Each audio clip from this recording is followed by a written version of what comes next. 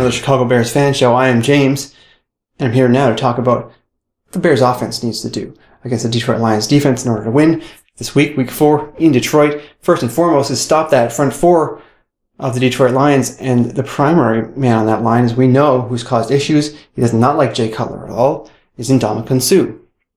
There's more to him than just him, though, of course. Fairley is the number 2 guy that comes to mind, so clearly they have more weapons than just him. But stopping that front four means continuing the great play that the offensive line of the Bears has shown thus far to this point in the season. And you're talking about consistent, good blocking, good schemes, just, nothing flashy, but well-executed type things that they're doing. And, this has been an amazing 180 so far. See what this line's done. This is going to be a true test, though. Now, the Detroit Lions D-line has not got a lot of sacks, but, they have that skill set. They're mean, and they're going to be coming after Cutler, especially Sue. He does not like him. If he gets his hands on him, we've seen him throw him to the ground, perhaps illegally at times, but we've seen that before, and he's prone to do it again, especially if he thinks he can turn the tide of the game that way. So, with that in mind, one of the absolute biggest matchups that we're going to see in this entire game on either side of the ball is our rookie, Kyle Long, lined up against Ndamukong. There's already been talk in the media. They're asking Sue about what they think of Long, and on the other side, they've been asking Long how he's been preparing for Sue. It's already starting to heat up. The hype's building on this matchup. It's going to be very interesting to watch.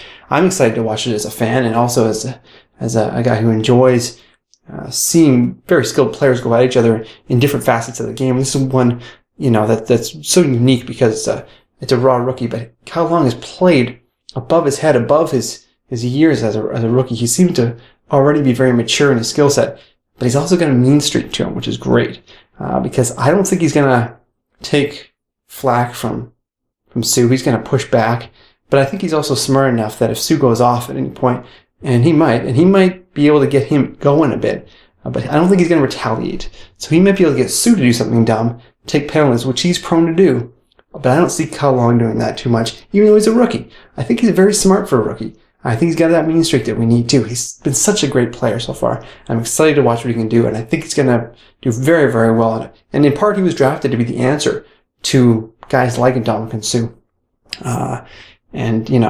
This is going to be a great first test for him. So, second, we need to abuse their secondary with one of our great receivers and one of the best receivers in the game, and that's Brandon Marshall. He has had some monstrous games against the Detroit Lions in the past. Has just torn their hearts out, and I think he can do it again. There's going to be times to spread the ball around that the offense is built for that, but this is going to be one of those games I think we're going to want to get the ball in Marshall's hands and just let him do what he does against this Detroit Lions secondary. It's a weak secondary if you can get into it. If you can get a little time to pass, if Cutler does, it's going to be pretty sweet to watch Brandon Marshall make some big plays. So I'm excited to see that this week, and I think Cutler should be looking for him early and often. Finally, run to salt the lead. This is, even though it's a big and scary front four, it's a team that's given up 4.5 yards per carry so far this season. So they haven't looked great against the run. And I think Forte, he's healthy. He's just moving really well.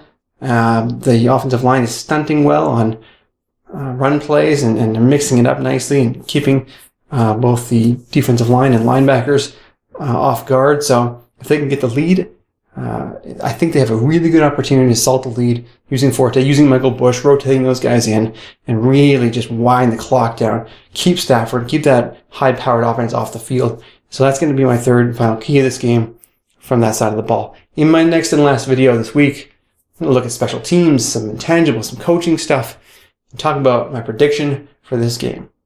Bear down.